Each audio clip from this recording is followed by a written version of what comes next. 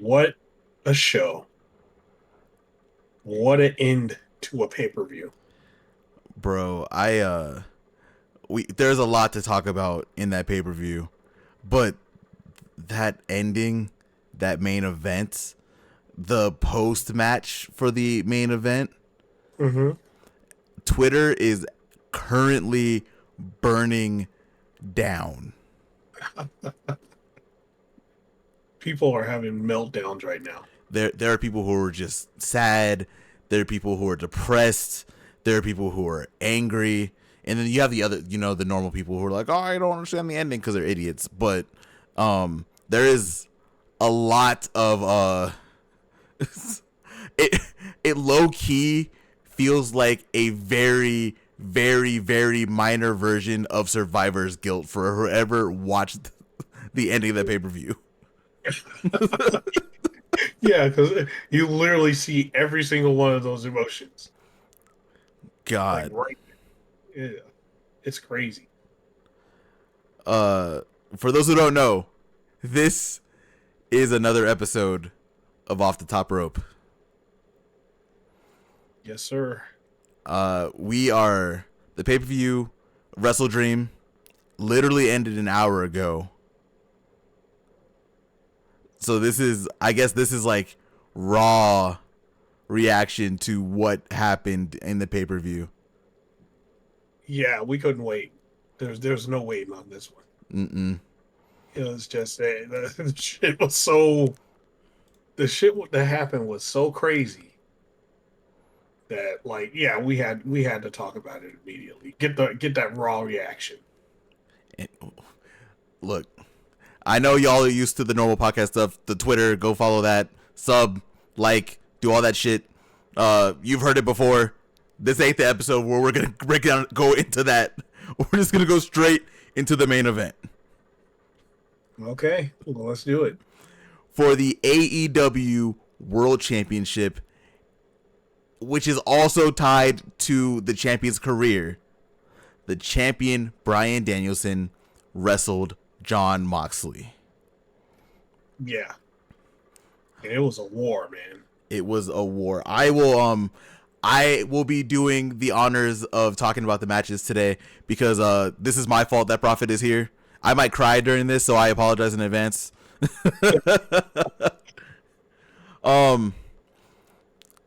Moxley came out to his New Japan music as per usual. Danielson came out to Final Countdown. He got up on the apron. He got up on the top rope, and then right before the crowd could yell Final Countdown, Moxley attacked. Yeah. Went right at him real fast, real quick, while the Final Countdown was actively playing while they were fighting outside the ring. Go ahead. And the idiots in the arena were just singing Final Countdown. Oh, yeah. While Danielson was actively being murdered. Everyone, the final count. Yeah. It was the craziest shit. There's like two guys like literally beating the shit out of each other. The music didn't get cut off, and they were just fighting through it. They were just, and then the fans were like, I guess they couldn't stop it. They couldn't stop themselves from singing it, but they were singing it, and they were also shocked of what the fuck was happening at the same time. You know what's funny? That's not the first time that reaction happened. We were in the crowd the last time this happened with Final Countdown. Yep. Yep. We did the same thing. We were at the show where Anakin in the Arena was happening. Everyone was fighting around. Final Countdown was blaring. We were all yelling. People were trying to figure out where everything was. This was like a pseudo Anarchy in the Arena beginning. Yeah. From there, low key, Moxley kind of handled this match 70%. It was like 70-30, what felt like. Moxley had control for a decent amount of this match, attacking Danielson's neck. After he threw him in the ring and we got the match started.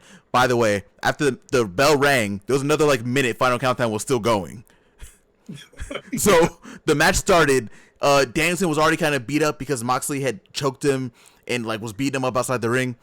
Uh, the bell rings. Final Countdown's still going. The crowd's still actively singing Final Countdown while Moxley and Danielson are beginning their match. And this wasn't no normal beginning of a match like we have talked about. Mm-hmm. Moxley was targeting Danielson's neck, which we all know needs surgery, right? Yep. There were points. Well, I'm not gonna get into the whole match, but there were points where Moxley did a pile driver onto the Spanish announce table. The Spanish announce table didn't break. Danielson's head kind of bounced off of it, and he crumbled into a heap. There was another point where Marina Safir took off the padding on the floor, and they were kind of wrestling around. Danielson threw Moxley onto it with the back body drop. Eventually, they go back out there again, and Moxley hits a Death Rider outside to Danielson. Not great. It was wild. You were saying something. Anything you want to say to that part real quick?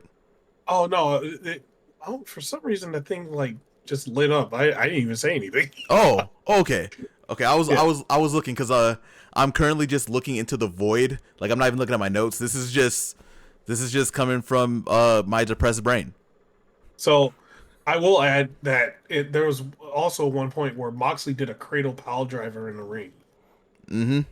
The Gotch. Well, I always call it the cradle pile driver because of Jerry Lynn, but yeah, it's the Gotch style pile driver. Yeah. He did that, and I was like, wow. And that was after all the stuff you just said. Mm-hmm. Moxley was really attacking Danielson's neck. I don't want to talk about the ending, but we will talk about the ending. We will get there.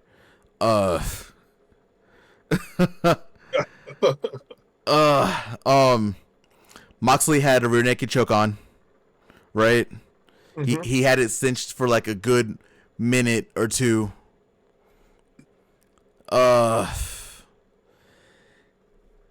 This was after Moxley was beating the shit out of Danielson's neck.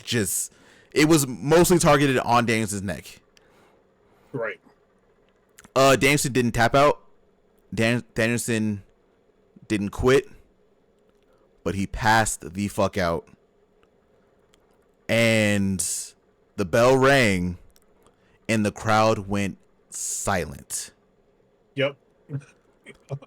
Like this was also we might be talking about the other matches. We'll probably figure it out as we go at this point, Proffitt, to be honest. But this was the second match that had like a little funky ending. I mean, I'm pretty sure it was intended, but it felt a little funky because there was like a delay between Moxley letting go and then Moxley's music coming on, and because the crowd was in shock that the bell rang, because this meant that Jon Moxley is now the AEW World Champion, the only 4-time AEW World Champion, and this means the end of Bryan Danielson's full-time in-ring career. Yeah. Do you have any thoughts on that part before we get into the shits? Well, I thought so when they went down, right? And before like the ref said, waved it off, it was like, hey, it's over. I thought they were going to do the thing where, usually when somebody gets put in a choke or a sleeper hold or something like that, right? They do the hand thing. Mm-hmm. Or they pick up the hand, it drops, they do it 3 times. They didn't even do that. It was just like, oh, he's out. And he waves his hands and it was over. I was like, oh, shit. It was just like abrupt. It was like just like that. It was actually, it just reminded me of a like an MMA fight, right? Mm-hmm. Somebody gets a choke in, a choke gets cinched in, the other guy doesn't tap out, and it just ends instantly. That's what that felt like. It had a little, had a little realism flair to it. Mm-hmm. And it does make sense too, because Danielson was getting beat up for like 20 minutes before that happened. But sorry, go ahead. Yeah, and so the other part I want to say too is like Danielson was getting beat up, but it wasn't to the point where he couldn't come back. Mm-hmm. Like he could like there was always a part where he could come back and win, but it was just like Moxley synced in that choke. It was over. Yeah. I didn't talk about a lot of Danielson's offense, but Danielson was fighting back. There were points where Danielson did get the upper hand on Moxley. He got a couple slaps in there. Like there was a Danielson did have a lot of offense, but it just Moxley just knew Danielson. You know what I mean? Like Danielson no one does that backflip. Moxley stepped back and then got him in the choke from the backflip that he does. Like Moxley was just kind of like a step ahead everywhere. And then whenever he wasn't a step ahead, Marina Shafir interfered. Yep. Yeah, I but the way it ended and the way everything, the aftermath of it and everything, this ain't over. Yeah, I mean for sure, right? Even I do think actually, you know what? Let me talk about what happened first before we get into that part. Yeah, let's do that. So like I said, Moxley is the AEW World Champion. For the sake of it, we're gonna still call them the BCC. The Blackpool Combat Club came out to the ring. I forget who had the bag, but someone had a bag, and Claudio had a bag, and then Moxley handed the world championship to Claudio. Didn't really celebrate with it, and then Claudio immediately stuffed it into the bag. That bag kind of got passed around. I think Pac had it at the end. I don't think that matters too much, really, though. But basically, Moxley didn't even celebrate with the title. He took it, they stuffed in the bag, and then they went to attack Danielson. Meanwhile, still, the crowd is stunned silent because what we know is Danielson said once he loses the title, that's the end of his full-time in-ring career. Will he be back? Probably. I can see him coming back. But, he needs surgery. He needs to rest. So we'll probably see him again in like a few months, whenever, how long it takes for everything to go down. But yeah, the bag came back out. Oh, you know what? Before I do that, let me back up again. While the BCC is attacking Danielson, Wheeler Yuta and Darby Allin run out to the ring. There are a couple other people that come out to try to stop him, like Private Party came out to try to stop him. Jeff Jarrett came out to try to stop him. No one really could. Darby and Wheeler Yuta are getting into the ring. Yuta is checking on Danielson. Darby is yelling at the BCC. And then Wheeler Yuta gets up slowly. He turns to Darby and then blasts Darby with the Busaiko knee. Danielson's finisher. The crowd that was already stunned silent was just gone at this point. Yeah. Like if you could feel a pin drop in the arena. Like it was insane. Yeah. Go ahead. No, all I'm gonna say is this is like, I'll just say in general, this is like pro wrestling at its finest. Mm-hmm. Like this whole thing, like, just think of it. The best, like some of the best times in pro wrestling is when you have emotion, like all the fans so invested emotionally that they are, you can like drive them through all the emotions. They were silent. They didn't know what, they were confused. They had all kinds of emotions going on, and they were everybody in the ring were like maestros, and they were playing them the whole way. Whew. Speaking of being played, after Wheeler Yuta hit Darby with the Psycho knee, the BCC gets back into the ring. Yuta's like hands are over his face, like he can't believe what he just did. Moxley pulls out the bag and he hands the bag to Yuta. And Yuta's like, come on, man. Come on. Don't make me do this. Moxley doesn't really say anything. He just kind of gestures. Wheeler Yuta takes the bag, puts it over Danielson's head, choking him out again. And usually that would be the end, because that was the end last time. It's not over. No.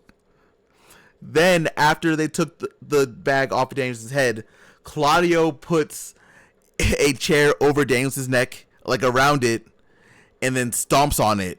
And then Danielson is just laid out in the ring.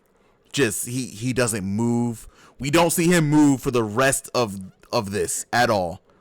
Yeah. And it was at this point where you had more people coming out. Daniel Garcia came out, Hook came out, Orange Cassidy came out to try to help. Basically every single babyface in AEW, including Adam Cole, who returned earlier in the night, came out there. They all were just flabbergasted by what happened. The medics are coming in. They have the stretcher. They're putting Danielson on the stretcher. They put the thing around his neck, the neck brace around his neck. Danielson still isn't moving. He gets put onto the apron. Excalibur is crying. Nigel, who was cheering for Danielson to win during the match, by the way. Yeah. He was distraught. We didn't hear from JR anymore. JR just shut the fuck up. He just was done. Yeah, JR got real silent. Excalibur's crying. Like, he doesn't like this. All the babyfaces in the locker room, all the babyfaces are outside. They look like they're crying. Darby, who was just tied up via a tape, got away from that, and he was out there. He looked like he was crying. Danielson doesn't move. He gets on the stretcher, and that's how the show ends. Mm-hmm. Your thoughts, Proffitt?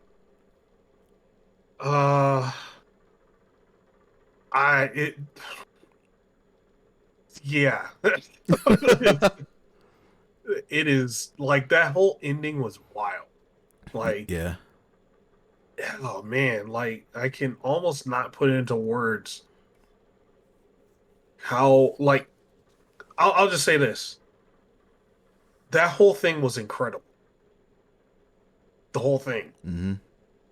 The way it happened, like all that, every single thing that was done was wow. Yeah. I like for a second there, like I was just like, wow, what the, had to think about what I just watched. It was damn good. Really, really, really, really damn good. And yeah, like, again, they got the emotion of everybody. Everybody played their role the way they were supposed to. Yep. Announcers, the fans played their part. Everybody in the ring did. Like, yeah, like people are saying this was this is like the ending of Infinity War. I mean, the sides are picked now, right? It's BCC versus literally the entire locker room of AEW babyfaces. Mm-hmm. Also, I think a lot of people are not conditioned to sad endings, and I'm gonna say this right now because I haven't seen anyone say this yet. Again, we're an hour and a half after the show, so people are still kind of processing things. AEW set us up for this because the last pay-per-view didn't really end that happy either. All Out? Yep. Like, it wasn't really like a super happy ending. It definitely wasn't as sad as this, for sure, but they kind of set this up to have us prepared. And I see a lot of people who are like, "Oh, how could AEW do this?" You're invested emotionally, like Proffitt said. All y'all keep on saying that AEW doesn't do anything. They have no way to invoke emotion in people. They did, and now you're mad about it because you're conditioned to having either happy endings or endings that are maybe not the good ending, but you can still kind of walk away and be okay with. Yeah, the neutral endings. Yeah, like, neutral endings. Yeah. Yeah.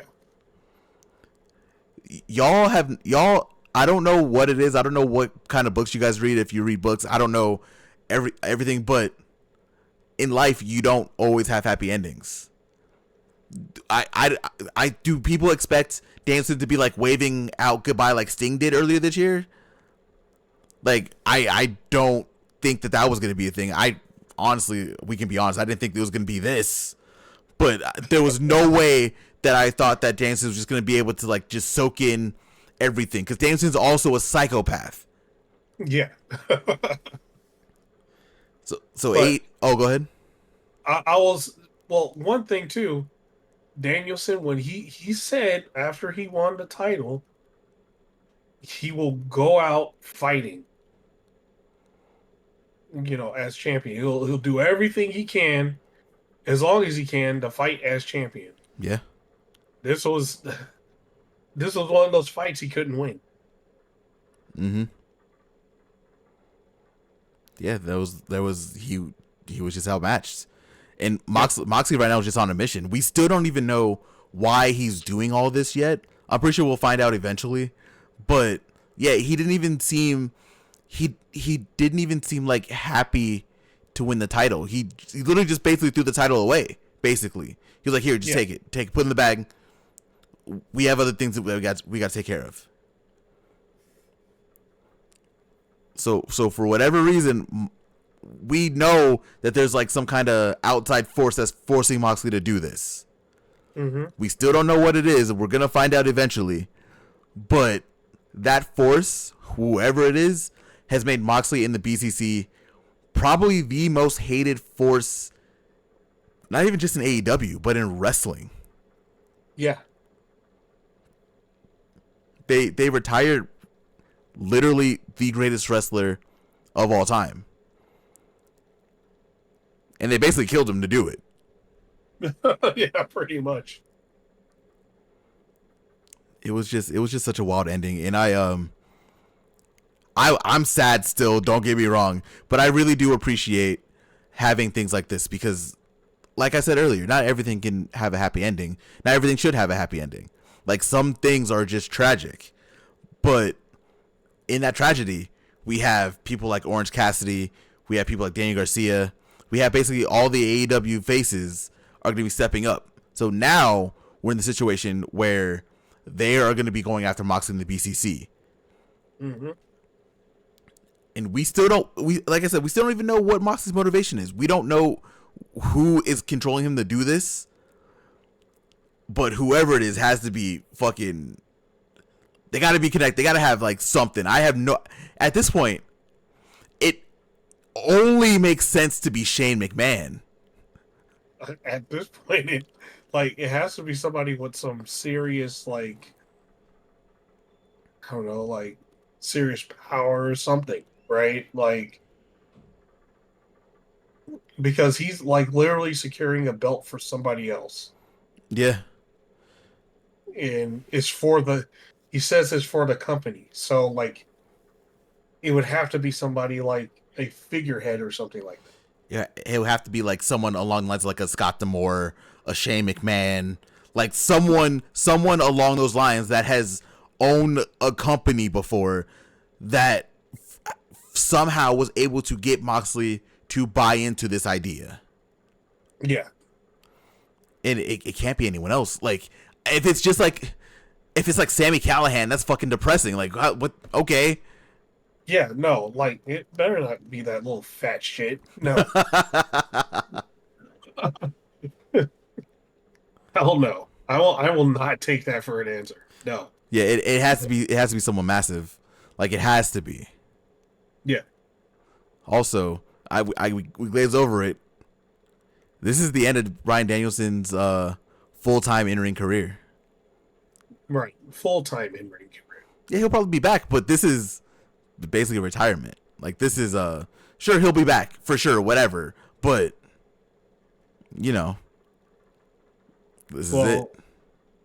What, the writing was already on the wall when that report about when he was going against Okada, he lost all feeling in his legs. Yeah, and he couldn't do kicks and stuff like that. It was like, oh boy. Yeah. Well, and I think everyone knew that no matter what, I don't think anyone thought Danielson was gonna leave Tacoma with the AEW World Championship. Mm-hmm. I feel like everyone expected him to lose in some, at least lose the championship, and we'll say, I'm just gonna say retire for the sake of it, because that's basically what it is. Like we knew it was gonna happen, but I don't think anyone thought it was going to be this. Yeah, to this degree, no. Yeah. But I am glad. I'm actually glad it happened this way. Mm-hmm. Because, like, if it's something a lot of wrestlers don't do when they're going out. A lot of them like going out on top, you know, Yeah. unless it's like, the boss is forcing them to go out on top, right? Like the Stink situation, we all understand that, right? Mm-hmm. But this one, like Danielson is, pretty much when he's going out,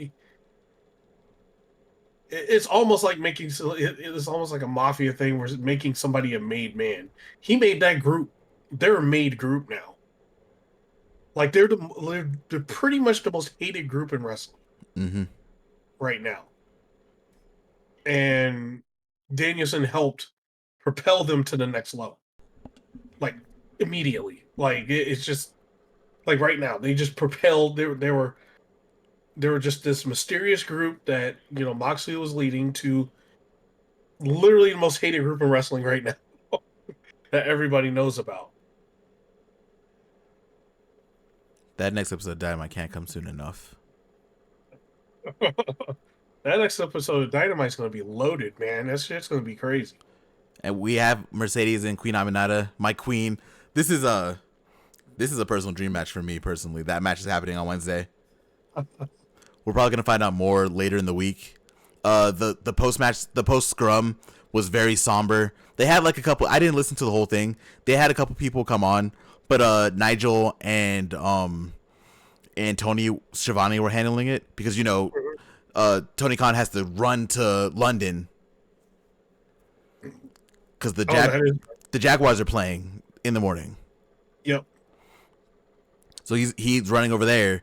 So they were kind of somber. They had like Swerve, Mariah May came on. I don't know who else. Like I said, I didn't really watch it, but it was definitely just like a somber tone. People were trying to just ask normal questions. People were trying to do their thing, but everyone was just the energy. It was just gone, bro. Yeah, like that's I don't know. Like I'll just say it again. That's like the sign of like what they did. What they did was okay. Like what they did was good, right? Um, the fact it sapped everybody's energy and stuff like that, like tells you right there how good they did. Mm-hmm. I agree. I agree with you 100%. Because if everybody was chipper and cheery and all that shit, right? You fucked up. Right? Like after Danielson gets choked out and stuff, and if everybody is there cheery and stuff, they messed up. Mm-hmm. So they did everything. In my opinion, like if a somber, sad moment, or just like a moment like we just saw, if it saps your energy like that, that means everybody was invested in what was happening. Yeah. And they got the right emotion to play. They played it perfect. They really did. And again, this is it's still hard. Yeah.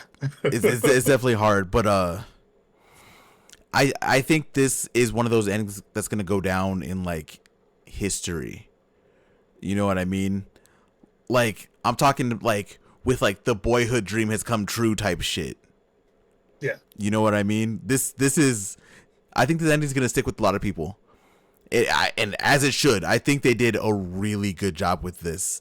They did a really good job playing up the fact that Danielson is going to be gone for a while. He now has he didn't just lose the match. He has a very good reason for being gone for a while.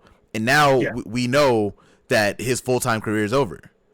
Like, Hmm. literally one of the greatest of all time is basically done. Yeah.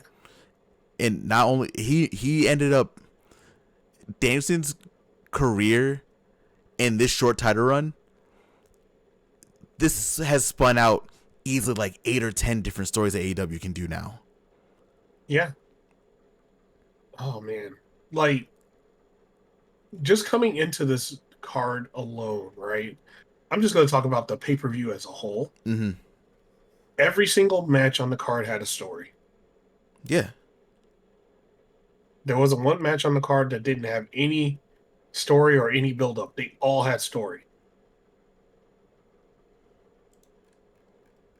So yeah, yeah. If AEW keeps telling more stories like this, they're knocking it out of the park right now. Mm-hmm. This is like I've never wanted to talk like I love talking about AEW. I love talking about wrestling. There has never been once where I wanted to talk about an ending to a pay-per-view so immediately and so bad as I did this one. Yeah, Not once. They did a good job. AEW did what they had to do. People are gonna love it. People are gonna hate it. I think whatever people are feeling, it can be valid. They can do whatever they want. But one thing you cannot criticize AEW for, you can no longer say that AEW does not invoke a feeling in people. You couldn't say that for a long time at this point if you actually watch AEW. But now, with the meltdowns happening right now, there are people still. Let me reload Twitter right now. Watch this shit. people are fucked up right now, man. There's a lot of people that are Like, saying thank you, Danielson. There's a lot of shit going on right now.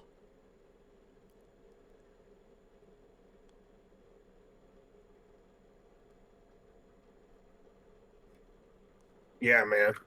It's oh man, yeah. It was that's such a damn good ending.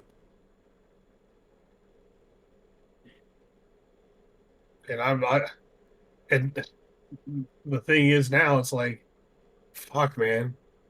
I want to know what happens next. I need Wednesday to happen right now. Yeah. Like this is like the one of the bigger storylines. There's four other ones that happened on this show. Mm-hmm. Oh man. I think we can I think we can get into this as a card. But do you have any final thoughts on just Danielson's career and anything before we move on to the rest of the card? Like as far as Danielson's career goes, um, especially like we look at the WWE part of his career and things like that, he's always been what is it? He's that guy that people see and he's always the underdog. He's the perfect underdog. But well, actually, he's the underdog that shouldn't be an underdog, right? And because of that, like everybody always gets behind him. And he could like the from the time in WWE where he literally forced Vince McMahon to give him the fans were so behind him, they would accept nothing less other than him getting the title. Mm-hmm. And it literally forced Vince McMahon to give him the world title. From that to when he came to AEW and showed everyone like, no, that shit you saw on WWE, that was light stuff. That was light work. I'm showing you the real Bryan Daniel. I'm showing you the American Dragon now. And when he started showing the American Dragon, man, is some of the best shit for the past like few years. Every time he was doing a match, it was like literally one of the best matches of that night. Mm-hmm. Um, so like, yeah, like already know.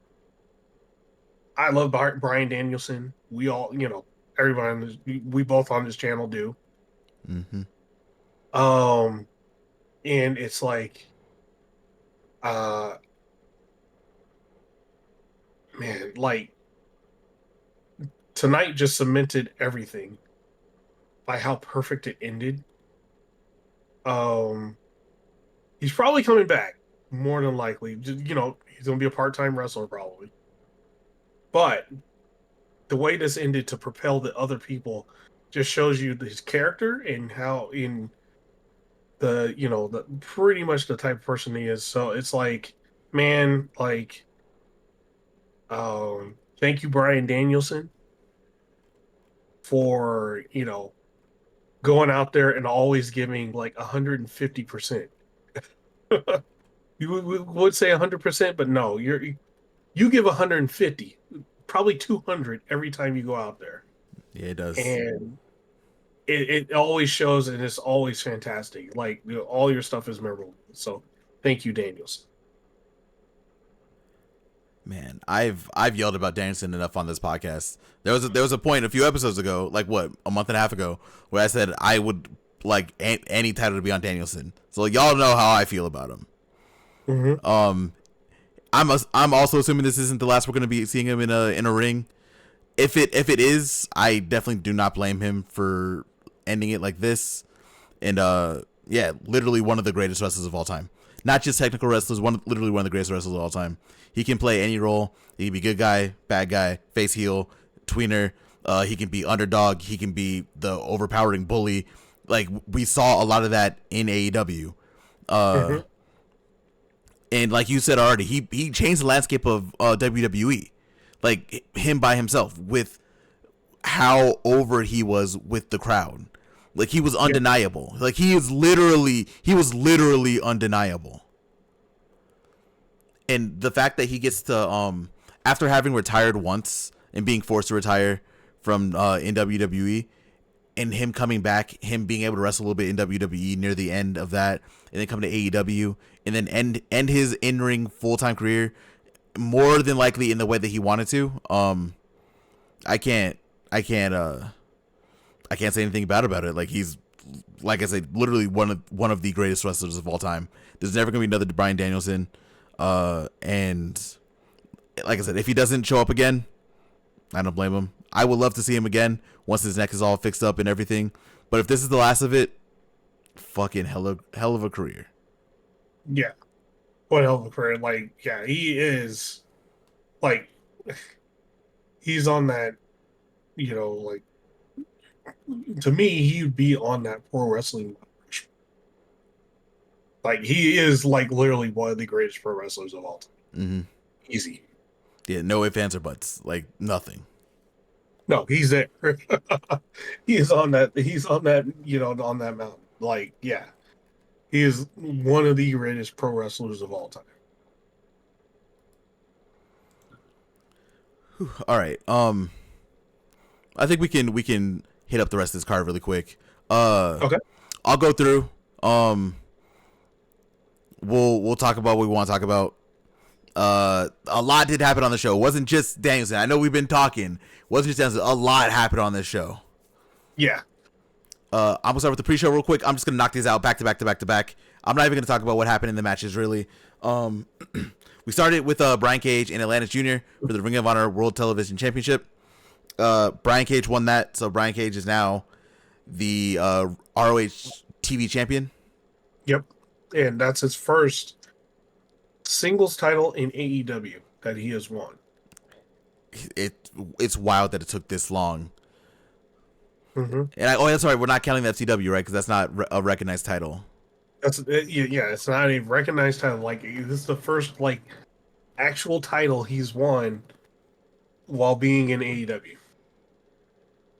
AEW Ring of Honor. Congratulations to Brian Cage. And Atlantis Jr. was dope in that match too. So like, Oh hell yeah. it was just a great match overall. Do you have any thoughts on that one really quick before we move on to everything else? Actually, it start that match. I would say just started like kind of like set the tone for the rest of the, kind of like set the tone for the rest of the night. It was like one of the bars they had to reach, and yeah, that got killed like by the first match. So, Mm-hmm. but yeah, it was a good match. Uh, um, Next up, it was next was Anna Jay and Harley Cameron. And personally, that was my match of the pre-show. I thought that match was really good. Anna Jay ended up beating Harley Cameron in a match that honestly had no right being as good as it was, but those two have improved leaps and bounds this year. Yep. Yeah, they both did great. Yeah, that was a good match. that was actually, I'll say it was a fun match to watch. It was. I enjoyed it. Next up, we had MXM Collection against the Acclaimed. MXM had Rico come up with them. Yes. If you don't know who Rico is, Rico and Billy Gunn have a past. A very checkered past. Billy Gunn kind of alluded to it, like he was like, "Oh, you almost tricked me into marrying another guy." Like him and Rico have had beef for like 30 years. It was actually Rico. Rico is still, it looks like still in shape. That spin kick still looks great. I'll say this about Rico though. He totally fits MXM Collection. Oh yeah, it definitely worked. They were doing the pose together. It just worked out so well. Yeah, like he was pretty much, you know what, Rico and what he was doing before was MXM before MXM. Mm-hmm. Like he was kind of like, yeah, like they're like the more advanced, more awesome version of it. But yeah, like he fits like a glove in that group. So I like it. It was great. The Acclaim won the match. I guess we should have known the Acclaim was going to win anyway. This is just kind of where they are right now. Do you have any thoughts on this one? We'll move on to the final one for the pre-show. Wrong team won. MXM should have won. So Yeah, that's all. Agreed. They had a good post-match interview. I saw it right before I came on, and yeah, it was good. Oh, I didn't see that. I need to watch this. I didn't watch any of those yet. Looks like Rico's going to be there for a lot longer. That means Acclaim at MXM isn't done. Yeah. Yeah, whatever. The main event of the pre-show. This one actually didn't have a graphic because I think it got announced like today. Orange Cassidy, Kyle O'Reilly, and the Outrunners. What was it? Conglomerarunners, I think Excalibur called it. Yeah. RJ City called it Orange Runners, and they hate each other for that, I guess. They wrestled against Premier Athletes and Dark Order. As you would expect, Conglomeration and Outrunners won. Outrunners are still very stupidly popular with the crowd.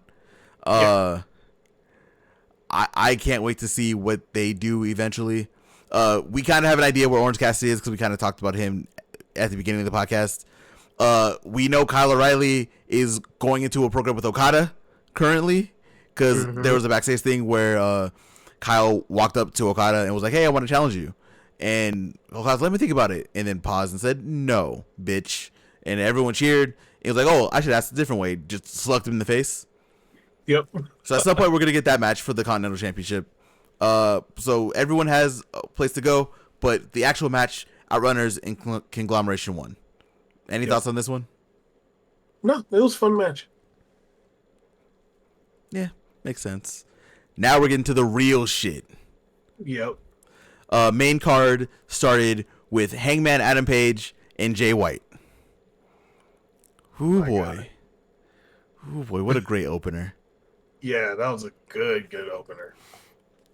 There was a point where Hangman's knee got messed up, and because Jay White basically killed Tanahashi's knees himself, Jay White had a lot of knee-based offense for Hangman. It got to a point. There was a lot more that happened to the match, but there was a point where Hangman was about to do the buckshot, but he couldn't get over. He needed a second to get over because his knee was hurting. He eventually slung over. Jay White caught him. Babyface Jay White, by the way, caught him. Hit him with the Blade Runner. 1, 2, 3. Jay White got the win clean, by the way, over Hangman Adam Page. Yes, sir. But you saw the end, right?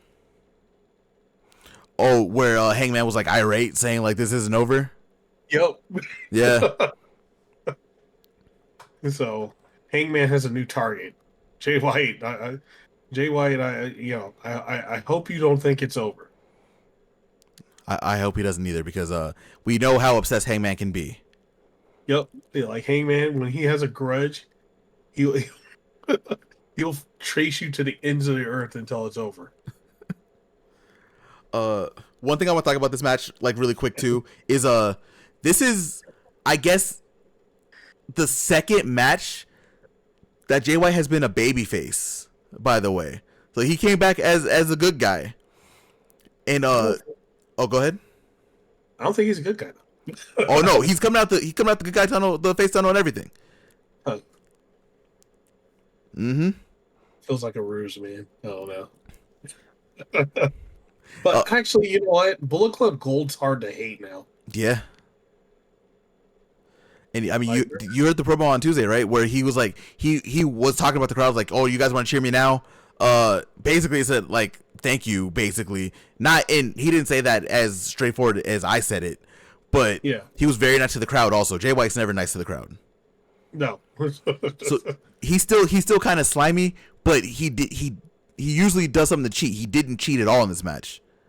Yeah, he didn't cheat at all. I was expecting like Juice or somebody to come out and help him, but no, he didn't cheat. No, man, look, Jay White's good, man. I'm telling you. Like, I know it's weird to say. I fully understand that. Watching his New Japan run and seeing how slimy he's been for years, I get it. But we are in the babyface Jay White era. I'll just say this though. I think I've said it before. That guy is the smoothest fucking wrestler. Fuck yeah, bro. Like, he is, like, the way he transitions and does shit is, like, I don't know. This shit's insane. He's the smoothest wrestler.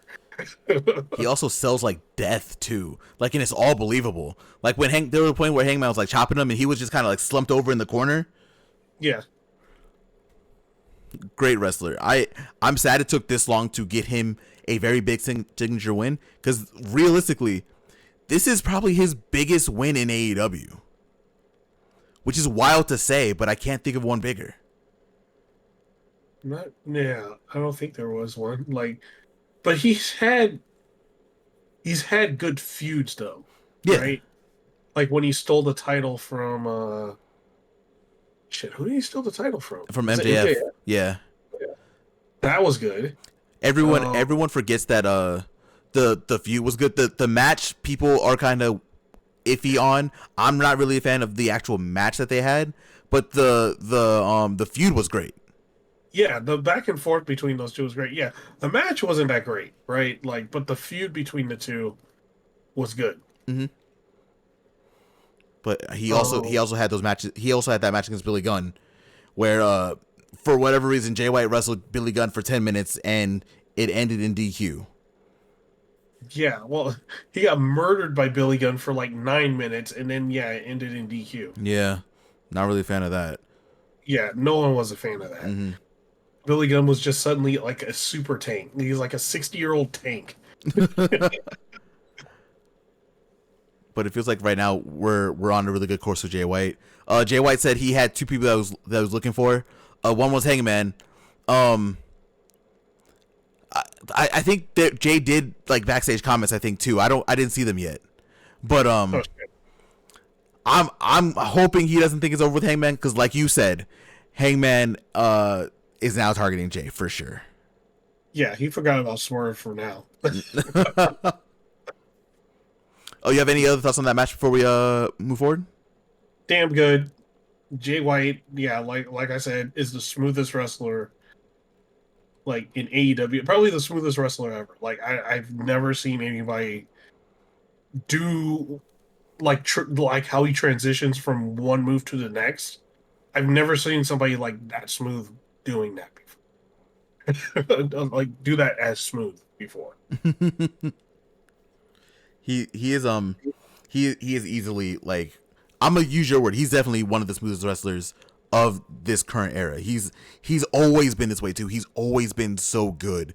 Like, even do you know how you have to be in New Japan, where he's a striker too? He can definitely hit, but he did this throughout New Japan, and he was just so good with it. I'm excited to see where he's gonna go next. But yeah, just overall great. Yeah, I'm a fan. And he beat Hangman. That's by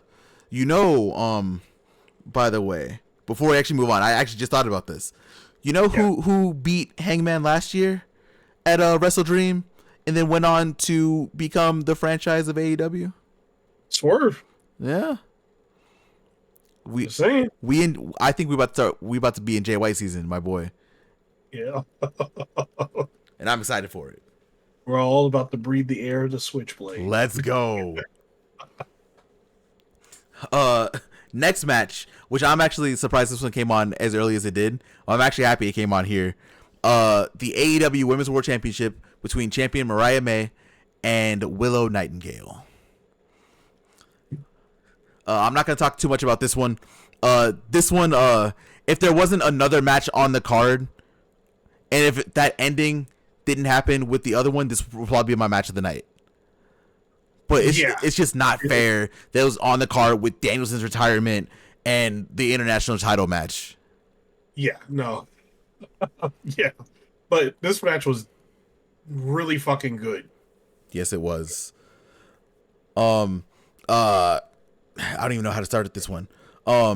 This was definitely like a Stardom / New Japan style match. Willow hit the pounce early. Willow had like a lot of really good offense against Mariah. Mariah had a lot of strikes against Willow. Mariah did end up winning the match after getting like a sneak Storm Zero in there. And this was easily Mariah's best defense as a Women's World Champion. As much as I wanted Willow to win, and I'm not really upset that Willow didn't win, but at the same time, this was a really good win for Mariah. She needed this kind of win for this title run. And as sad as I am that it has to be Willow, Willow's actively giving people their best matches, so I'm not surprised at this point. Yeah, it's either Willow gives you your best match or Chris Statlander gives you your best match. Mm-hmm. You have any thoughts on the Women's World Title match? Oh man, it was awesome. Like, yeah, like it again, like if it wasn't on if it didn't happen on the card with with the ending we got with the Danielson match, Danielson Moxley, and then Ricochet and Ospreay and Takeshita, international title match, that it too would be my match of the night. Mm-hmm. Very competitive match. Being the only women's match on the main card, you definitely felt like they had to show out, and they definitely showed out. Mm-hmm. This is definitely one I would say if you haven't watched the pay-per-view and you're listening to us, watch this one. Fantastic. Yeah, for sure.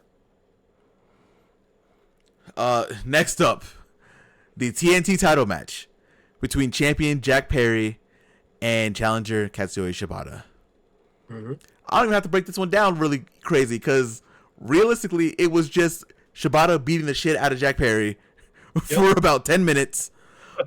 Eventually, Shibata gets on a rear naked choke and he falls to the ground, but he doesn't put his shoulders up and gets counted for 3. Yep. And Shibata loses. Shibata's very upset. Jack Perry is still the TNT champion.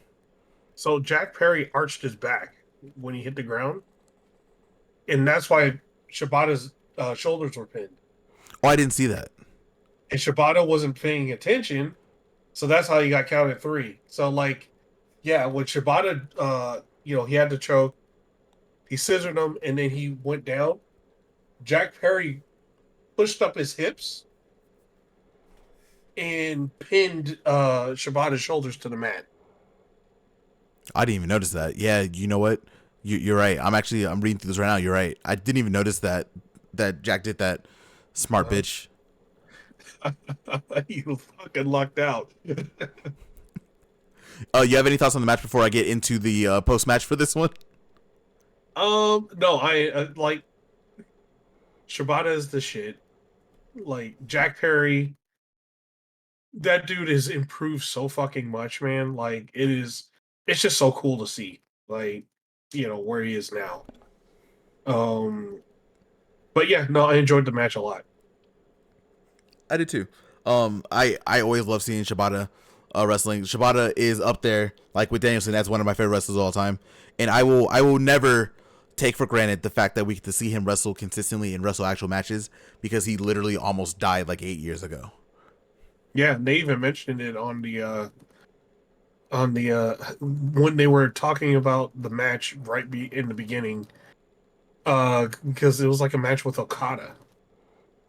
Yep. It was like a tag match with it was like him, Okada, and somebody else. Yeah, No, the match was it was for the IWGP Championship. It was Okada and Shibata though. Shibata had just won the New Japan Cup, so he was challenging Okada for the IWGP Championship.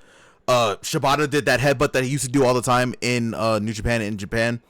Caused brain swelling, which almost killed him. yeah, That's why I like I said I would never take for granted the fact that he's still here and he's still wrestling ever. But yep. go ahead. One more, go Oh ahead. no, I said yep, yep. Um, post match, Jack Perry was attacking Shibata. Daniel Garcia comes out and saves Shibata. So we're very happy. So everyone was happy because we expect to see Garcia and Jack Perry next. That seems like it was next. And then it kind of got shaken up for a second. We're back. We know what the whole thing is now. But MJF showed up again after his like little mini Hollywood run. Yep. He shows up. He attacks Daniel Garcia. He takes a mic, and I was like, "Fuck, he has to talk. Really, you have to talk." Granted, he did not talk for very long. So as he got his brand new Dynamite Diamond ring, he said he found it. I'm guessing they made a new one for him because I guess the other one legitimately got stolen in London. He puts the ring on. He's about to attack Daniel Garcia, and then a familiar song comes on, and Adam Cole shows up. The crowd goes nuts. Shit, I went nuts. I did too, actually. I'm not gonna lie. Uh, Adam Cole sprints to the ring, and while he was sprinting, everyone was like, "Bro, don't do that. Stop it. What are you doing?" He comes out. He chases MJF away. MJF talking for like 2 minutes. He didn't talk for that very long. So MJF is now very focused on Adam Cole, who we had a reversal switch. MJF is back to being the heel again, and we don't know about Adam Cole yet, but he did come out of the face tunnel. So he was there with the rest of the baby faces at the end of the show. Mm-hmm. So we can just assume that he is now a face. So the whole devil thing is gone. I'm guessing he's not part of the Undisputed Kingdom anymore either. Yeah, I think the Undisputed Kingdom's done for a different reason. So Yeah, we could probably talk about that a little bit later. Once we get like confirmation, we'll probably talk about that a little bit later. let's get confirmation first. But we can talk about that later. Mm-hmm. Um. So now we have set up MJF and Adam Cole. It's probably gonna be great. This is what we were waiting for. But now the roles are reversed. MJF is back to being the heel as he should be. Adam Cole is back to being the face. Adam Cole could also be a heel. He's also a great heel, but it'd be nice to cheer for him again. And we're getting Jack Perry versus Daniel Garcia sometime down the road. Also, Mm-hmm. do you have any thoughts on the post match? Damn, man! Like for a company that doesn't have stories, there's like two right there. Yeah, shockingly. Yeah, right. They just like happened in a post match, like right there. Yeah, I never get why people will say that. Like uh oh my god, I don't know why I was blanking. Kenny versus Hangman as a year long story. Like Yeah. they didn't have a private party match that was literally 5 years in the making. Mm-hmm. We can go on, but I'm not going to. But there's a lot of stories there. Just a lot of y'all just don't watch the AEW or you don't understand storytelling. No, not at all. But I will say, like, I was glad to see Adam Cole back. Knocked on every piece of wood I could find just to make sure, like, he doesn't, explode running down to the ring. Like I said, I think it might have worked. the internet freaked out when he did that. There was also a point when he got out of the ring where he hopped off the apron and he did like a little bounce. I was like, Cole, what the fuck? Don't do that. Because he bounced with one leg. Like one leg came up. And I was like, fuck, what are you doing? And he walked out. He still walked out normally. Ugh. I'm calling it now. I don't want to see him do the Panama Sunrise anymore. He needs to stay grounded. No more anything. Just stay on the ground, do what you got to do, and you can figure it out from there. Yeah, just do a Canadian Destroyer instead. Just go for it. Yes, please. Same thing. Next up, we gotta talk about the match of the night that came up next after that. Okay. For the AEW International Championship, champion Will Ospreay versus Ricochet and Konosuke Takeshita. So Goku and Frieza versus Jiren. That's just what this match is. Funny enough, which is very true, there were multiple times that Ospreay and Ricochet teamed up on Takeshita. There was even one point in the middle of the match where they looked at each other and they high-fived and they went to jump Takeshita. It's so good. The match literally started with them looking at Takeshita and just jumping him. Yep. And then right after that, I'm not gonna break down the match because at this point, if you don't know, if Proffitt can't really break down an Ospreay and Ricochet match, you damn sure know that I can't. So I'm not even gonna try.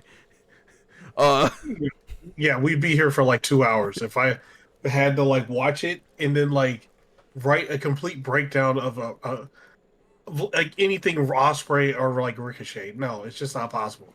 God no. We could probably talk about a couple spots if we want, but realistically, Takeshita basically played spoiler in this whole match. There was a point where Ospreay and Ricochet were doing their sequence, the fast sequence where they did the backflip and they did the pose. And before they looked at each other, Takeshita went in and hit them both, and he was soaking in the booze. A lot happened in this match. Ricochet went through a table via what is that? The bastard driver, whatever that move is. Mm-hmm. I'm not gonna get into everything. I'm not gonna do that.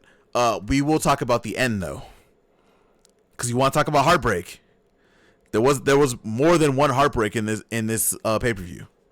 Yep. Ricochet is out. He got put through a table by Takeshita, so he's done. Ospreay hits Takeshita with 2 hidden blades, basically back to back. Ospreay pins him. 1, 2. Don Callis pulls the referee out of the ring. Don Callis gets into the ring with the screwdriver and tries to stab Ospreay. And Ospreay's laughing. He's about to hit them with either the Stormbreaker or the Tiger Driver. We can never guess at this point because they both set up the exact same way. Yep. And then a hooded figure who did not do a great job of keeping the hood on. No. Came out and hit Ospreay in the back of the head with the screwdriver. Who could it have been? It was Kyle Fletcher. Who else would it have been? Exactly. Who else could it have been? You expect Lance Archer to do it? No.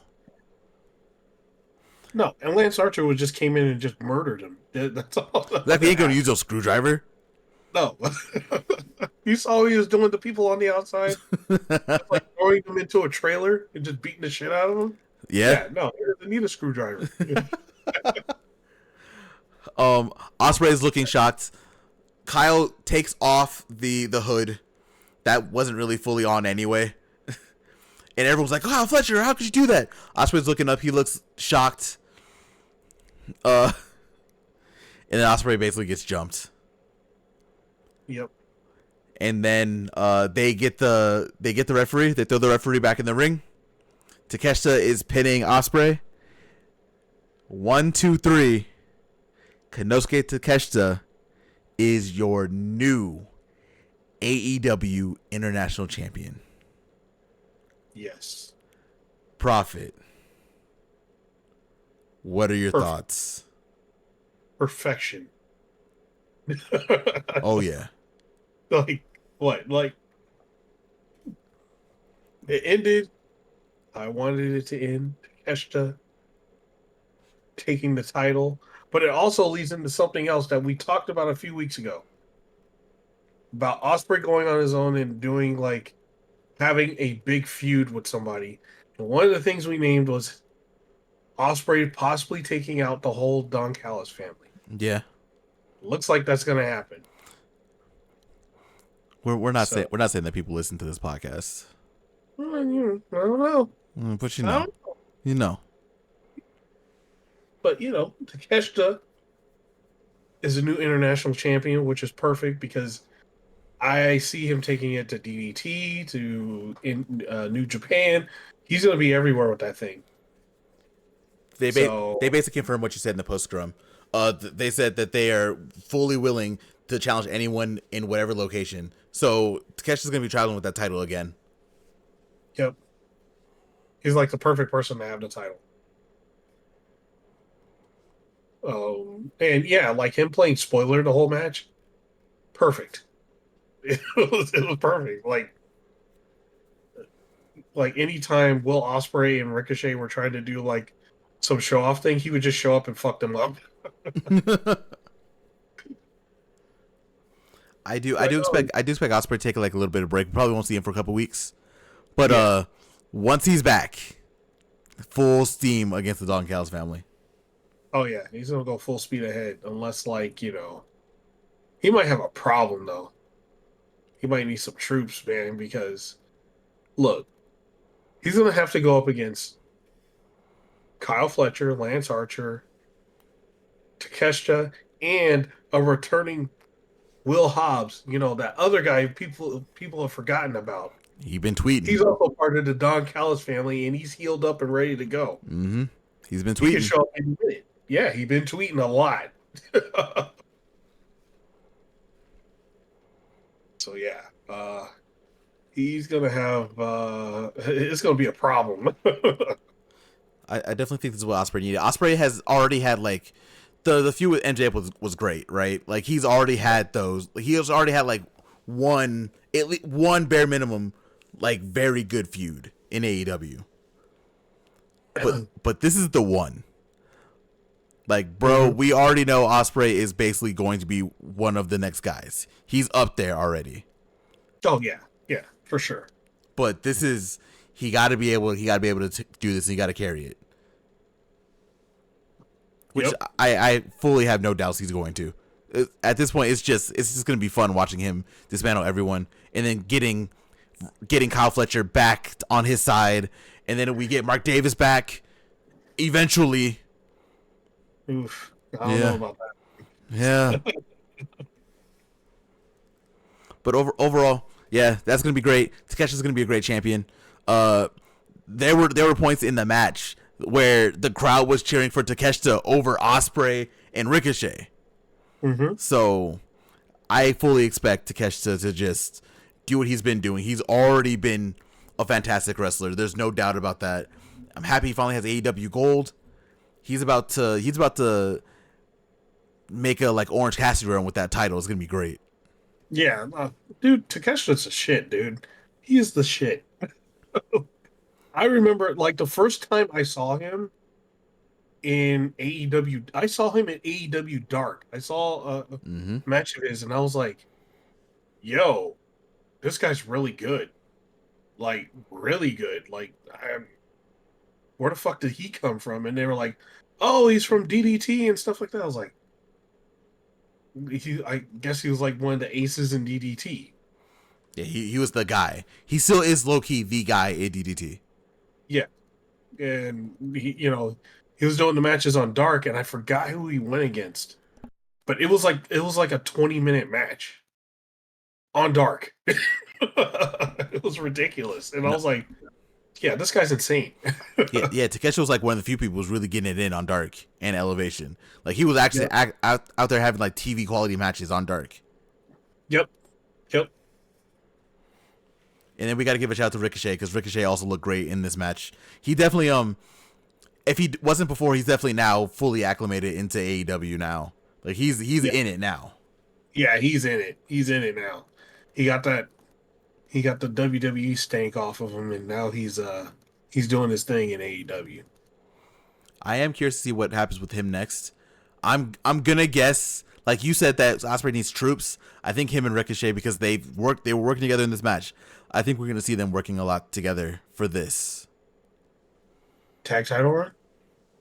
I would be down for it.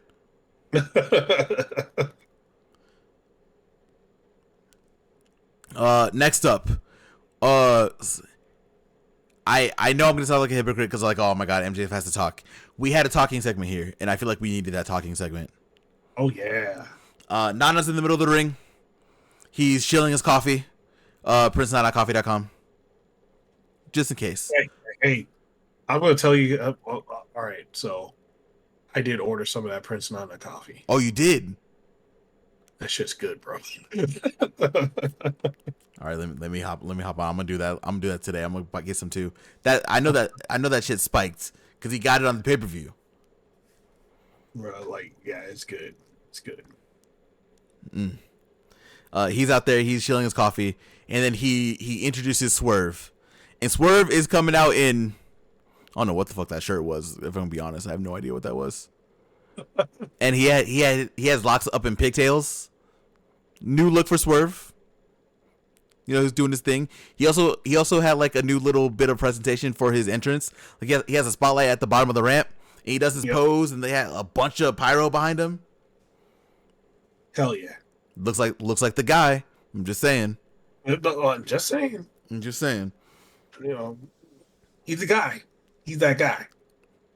Oh yeah. There's other people that could be there. You know what? I ain't gonna bring it up. I'm gonna get fucking mad, like go on a rant on this fantastic pay-per-view.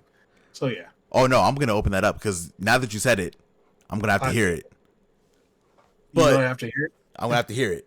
We'll talk about the segment because I think I know what it is. But we'll get there after the segment. Swerve is in the ring. He's basically saying like, oh, you know, I'm still a little hurt, but I am cleared. And the crowd cheered. The crowd was very loud for Swerve. Swerve is literally from Tacoma. Yep. So while Swerve was talking about his next steps, a very familiar voice comes up, and it's MJF and Shelton Benjamin. Me, MVP. Oh my god, I said MJF, didn't I? Yes, you did. Letter names: MVP and Shelton Benjamin. I don't know why the fuck I did that. I'm still distraught by Danielson. MVP and Shelton Benjamin. Yep. They come down the ring. MVP is talking to Swerve. He's very nice to Swerve, saying like, "Oh, we have a lot of history. You beat me in Defy. Everyone cheer for Defy. I really want to go to the Defy show. I lived in Seattle, and I didn't get a chance to go to a Defy show. I do. That's on the bucket list. I want to go one day." Mm-hmm. Basically, MVP was hyping up Swerve, and then kind of downplaying Nana. I was like, bro, ever since you've been with Nana, you kind of been, you know, you've been kind of sliding. But MVP said his pedigree and what he does is bring people who have just lost titles up, and we've seen it before. We've seen it happen. Actually, I just watched the whole video that TNA put up about the Beatdown Crew. Yep. So it's been a thing. Yep. Swerve kind of runs down Nana for a second. He was like, "Oh, since I've been with you, I lost my childhood house. I lost my title. I lost to Hangman. You still selling weed to kids out in high schools, which low key probably should be saying it on TV, but you know what is what it is." But Swerve says that Nana is family. He's not going to betray family, and he gets an Oh my God, MVP's face. He gets an MVP's face. Shelton Benjamin gets in the way. Oh, you know what? Before we get to that part, Swerve gave Shelton his flowers, saying that, about what Shelton has done for black wrestlers and I was very happy to see that. The crowd got a standing ovation for it too. It was great to see because Shelton definitely deserves that. He should know how valuable he is, not just to black wrestlers but to wrestling. He's done so much, and it was nice to be able to hear it said on a pay-per-view. Yep. And that's one of the things, like, we've talked about it on here, like, AEW's not afraid to do that.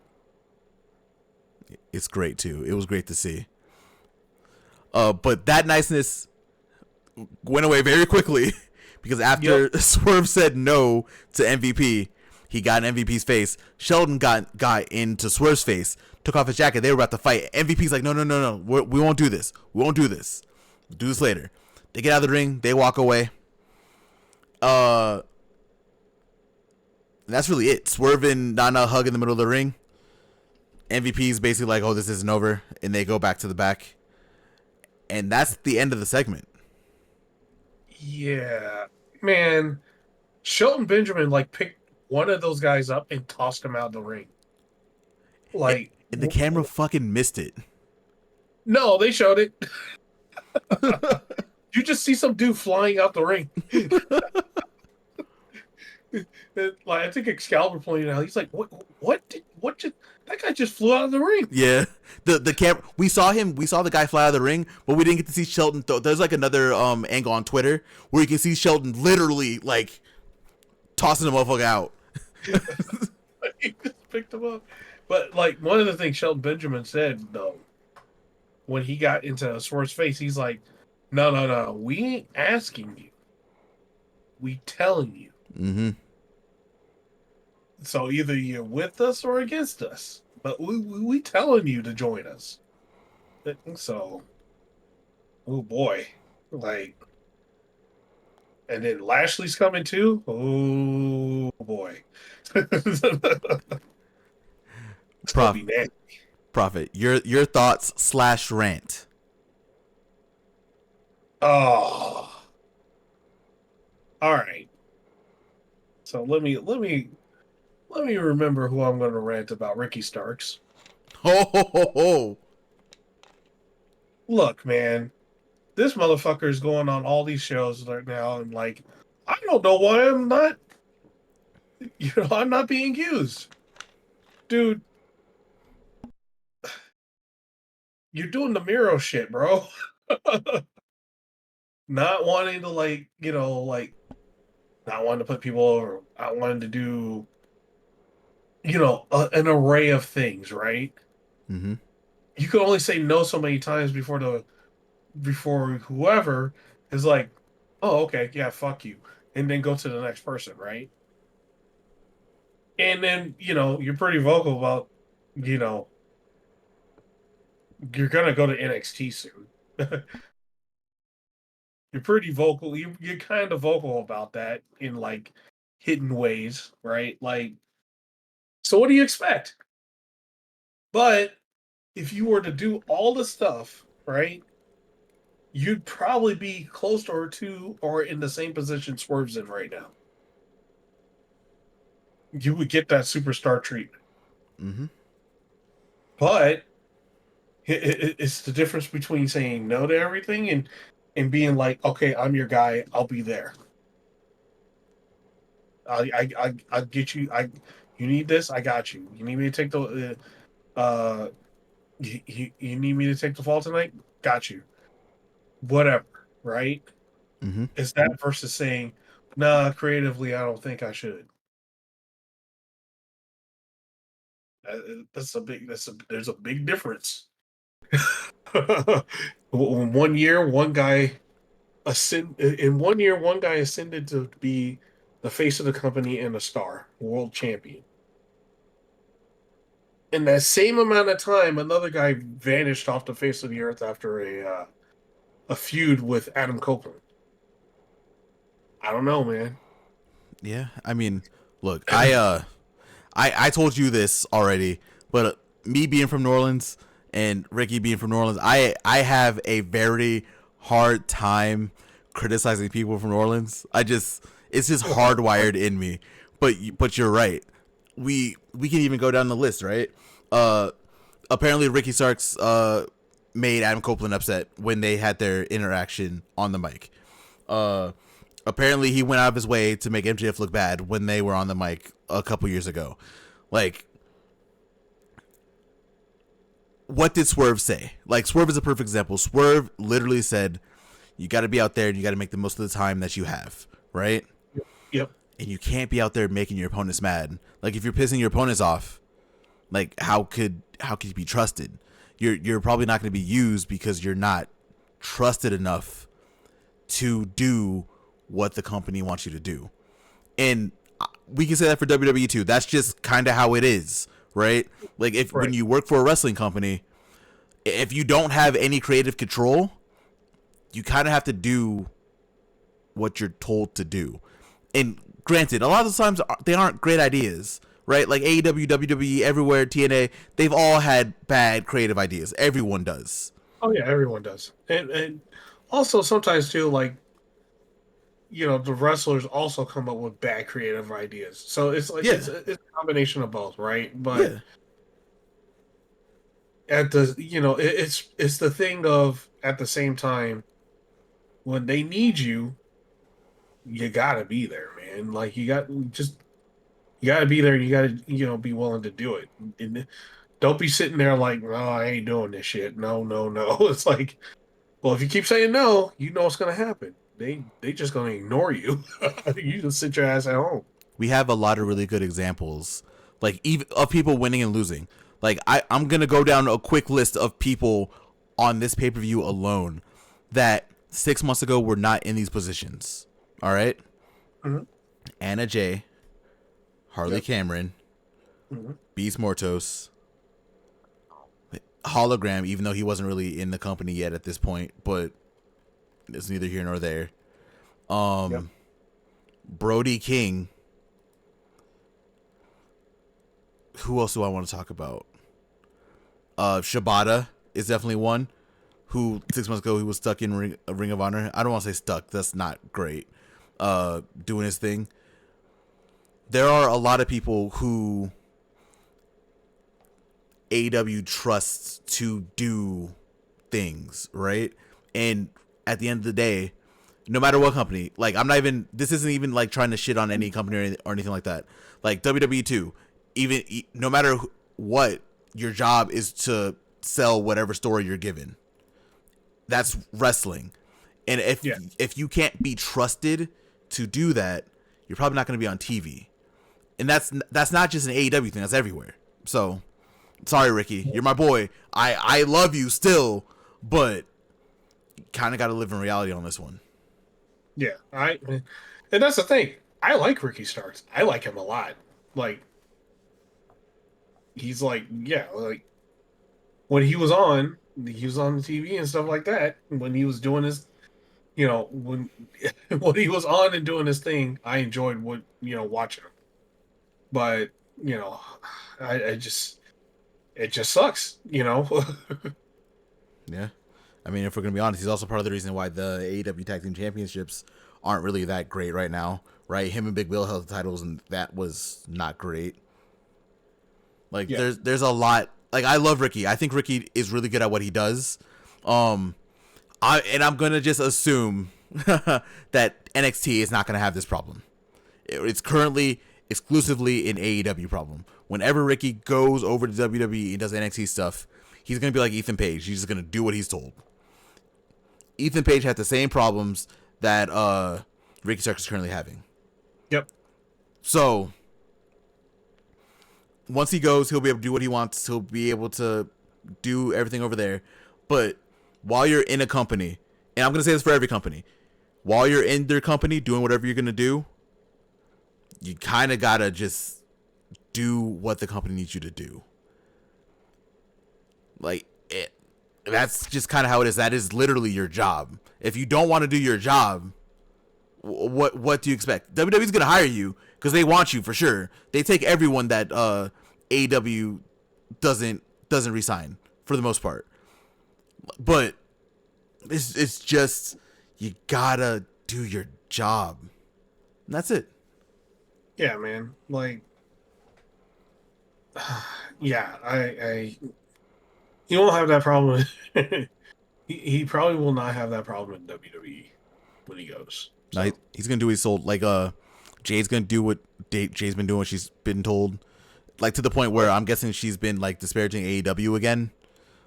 oh yeah, no, it's like clockwork now. The last three pay-per-views, she's had something bad to say immediately. Yeah, The Jade, you're my. night, the day of, or the date, night of. But you know what? Hey, all I gotta say about that is, you went to WWE to get some movie deals, and that ain't quite happening, isn't it?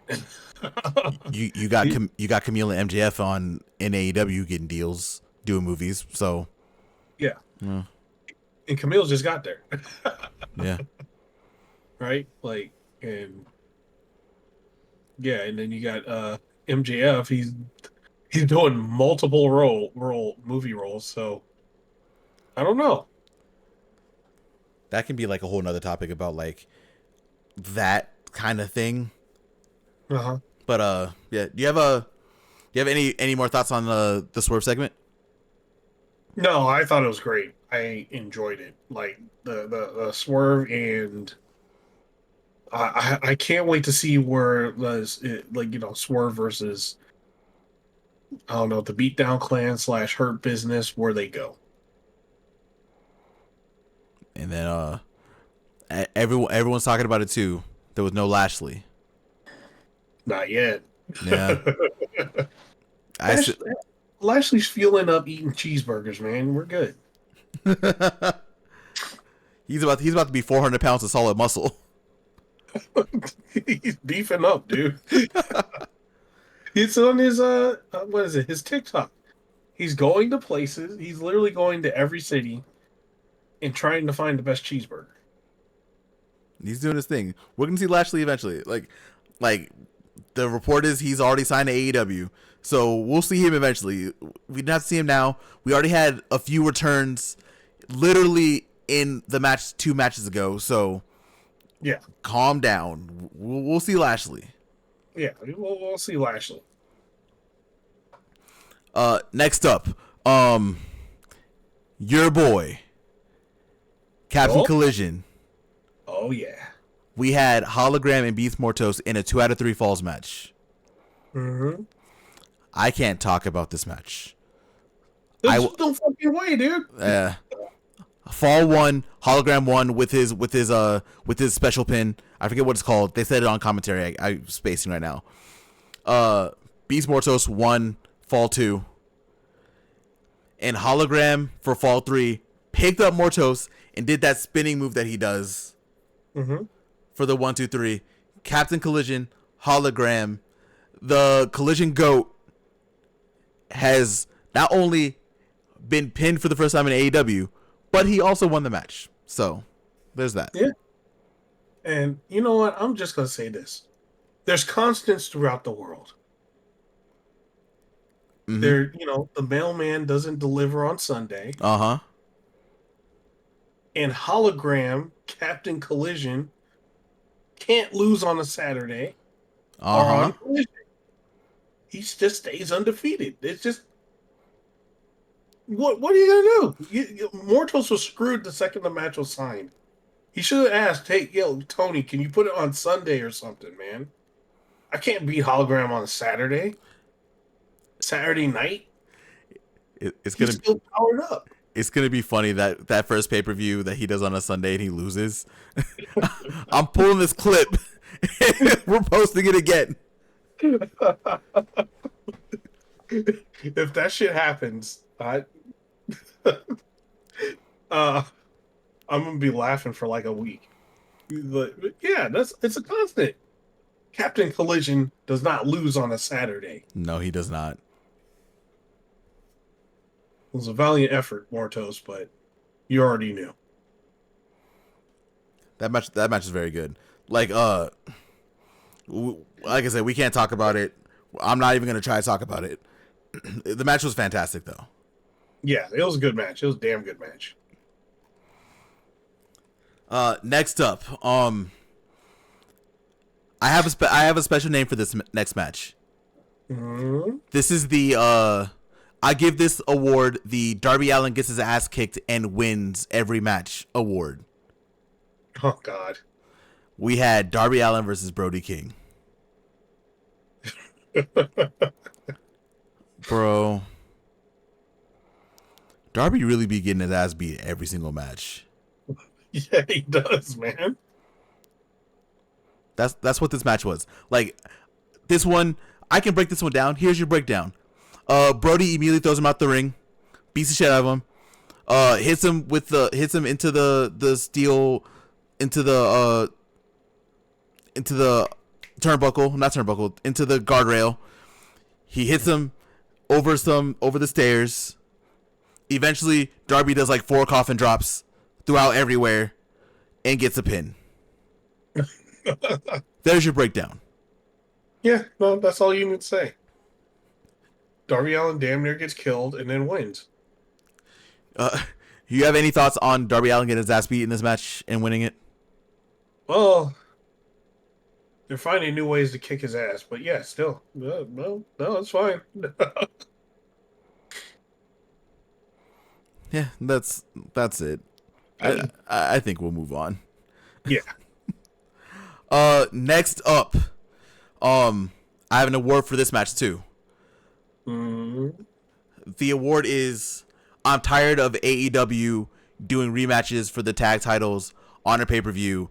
Private Party could have just won this today instead of us having to wait till Full Gear for the inevitable rematch for them to win. Award. Oh yeah, they're going at Full Gear. You know how it is. The same thing happened with the Acclaimed, right? The Acclaimed were very hot in the arena. Everyone was cheering for them against Swerve and Our Glory. Swerve and Our Glory won the first match, and then the next chance that they got, the Acclaimed won the tag team titles. Mm. Same thing's probably going to happen here because Private Party was at this point the crowd was kind of like dead for very good reason. They kind of came alive for Private Party though. Plus, yep. Plus, Private Party had that like video intro where Amazing Red was talking to him, which was hype, and it was really nice to see Amazing Red get his flowers from commentary. Oh, yeah. But that happened. Matt Jackson did his best Triple H in a way.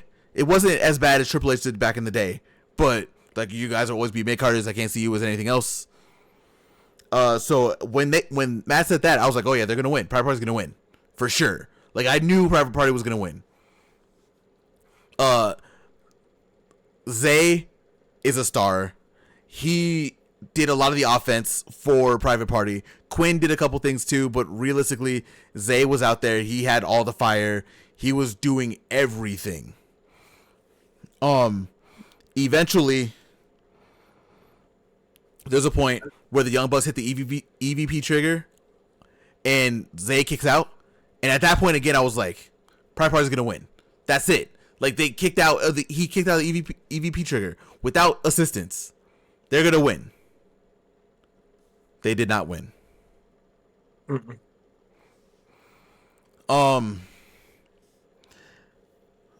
Yeah. Zay got pinned. He was in the ring. He started crying. The Young Bucks left.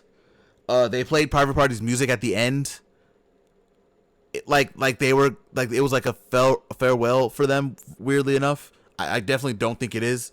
But yeah, that happened. Private Party ended up losing. What are your thoughts?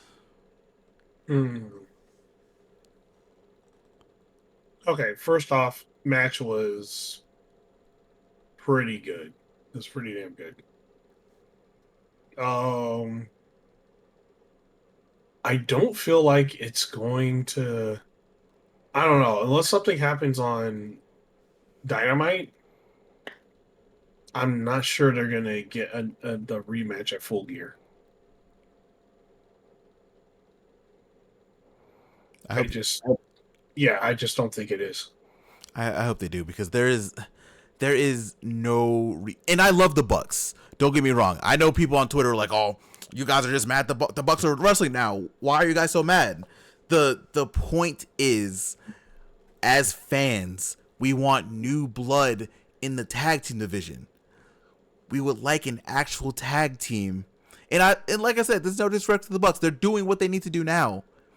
It would be very nice to see another team win. And Private Party just felt, maybe it was just me.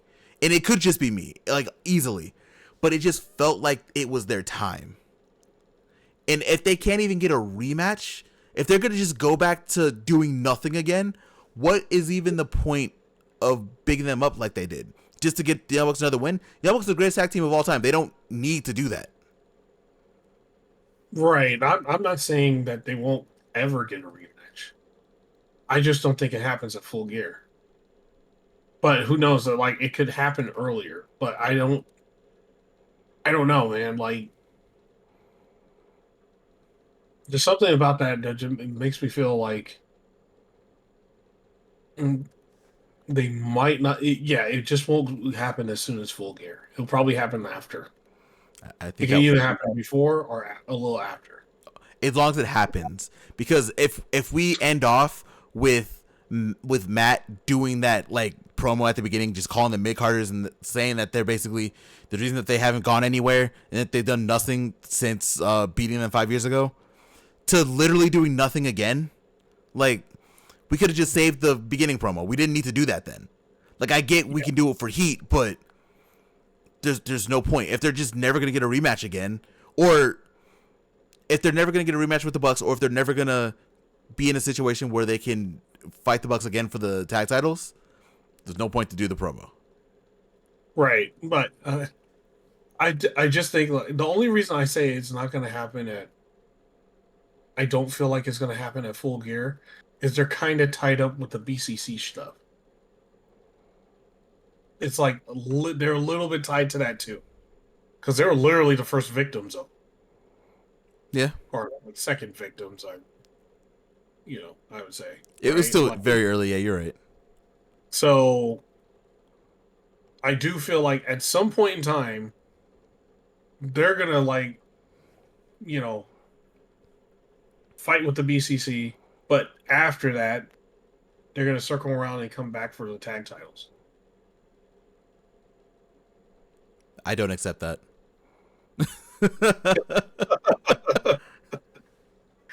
Or I could be completely wrong, and they have the title match at Full Gear. I'm hoping that we get a rematch with Private Party, because it just this is probably what fans of the Acclaimed felt like a couple years ago when they lost to Swerve in Our Glory the first time and then got the rematch later. Mm-hmm. Just let Private Party run with the titles. They did so well in this match. I feel like they are in the position where they could have won the tag team championships now. And it just, like I said, this is just me. This isn't me trying to like speculate. This is just a personal thing. I would have loved to see Private Party win these tag titles. And it feels like if we don't get anything from this again with them, that this slot was wasted for them, because this could have been their breakout party. This should be their breakout party. We should be seeing more Private Party doing actual tag team championship stuff. Like if they go do the BCC story, cool, but that again takes them away from the title scene. Like, don't do that. We don't need to take away from the title scene that AEW is now trying to focus on again. Just move some things around. That's it. Kenny and Ibushi, whenever they come, we don't need the tag team titles for that. Just let's move. And like I said, I could also be wrong, but I would just love Private Party to take those championships, but by the end of the year. We shall see. Yeah. You have any thoughts on the match?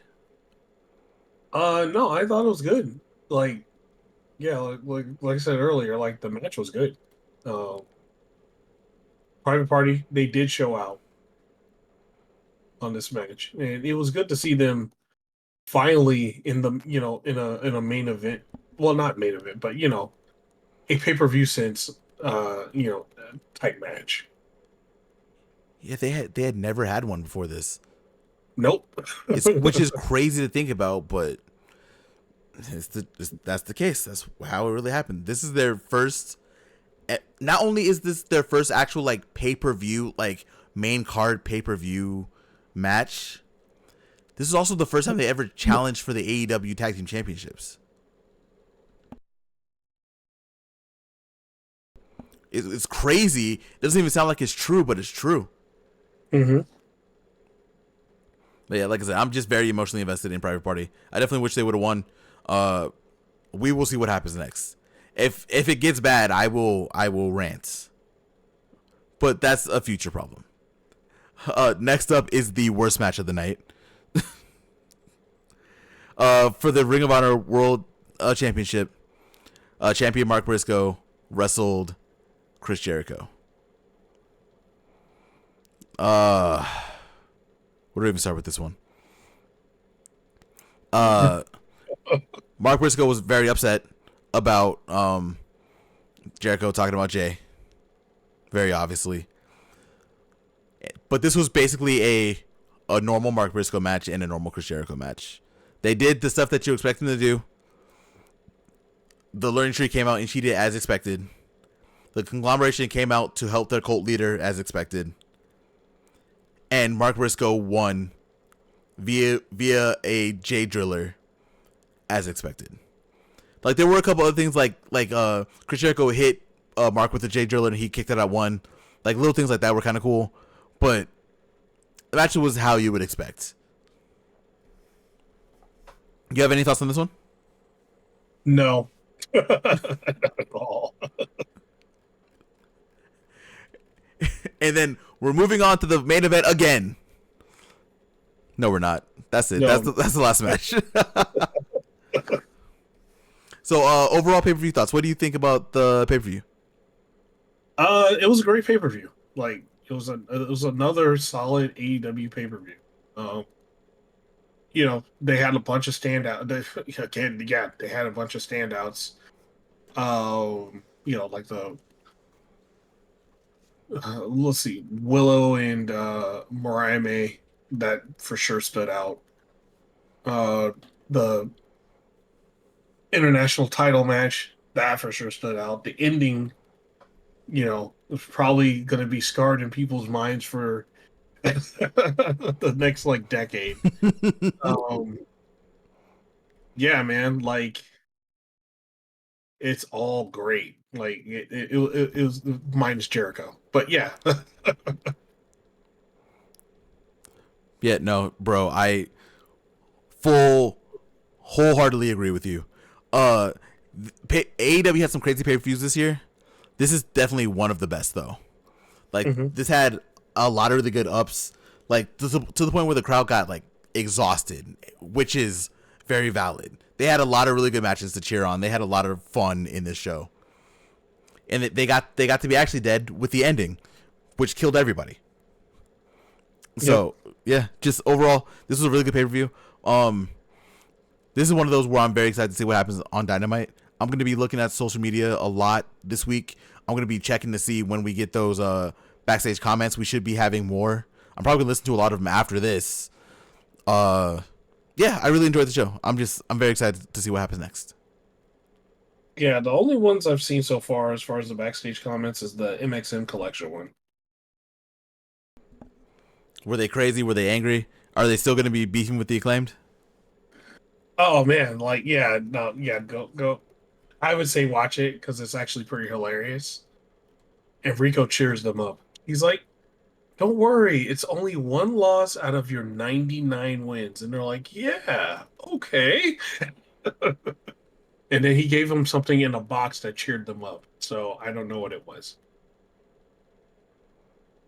And when the cameraman tried to look in the box, they were like, "How dare you, you pervert! Get out!" kicked the cameraman out. Yeah, MXM collection's great. So That was it. That was the podcast. We did it. I'm still very depressed about Danielson, but overall, This was a very, very fun pay per view, and we will see what happens next. Yeah, we get to see what happens next, and Dynamite's gonna be wild. I can't wait. Profit, would you like to take us home? All right, I'll take you guys home. Okay. So if you guys liked what you heard, definitely tap that like button. If you also want to see like some of our other episodes and other content that we have, hit the subscribe button. Every time we upload something, you will get a notification. And also to make sure you get those notifications, click on the bell.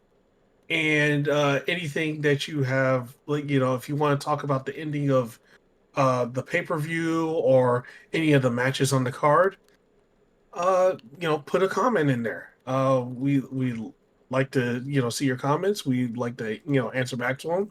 And yeah, that's it. So thank you guys for listening, and we'll catch you later. We're out. Peace.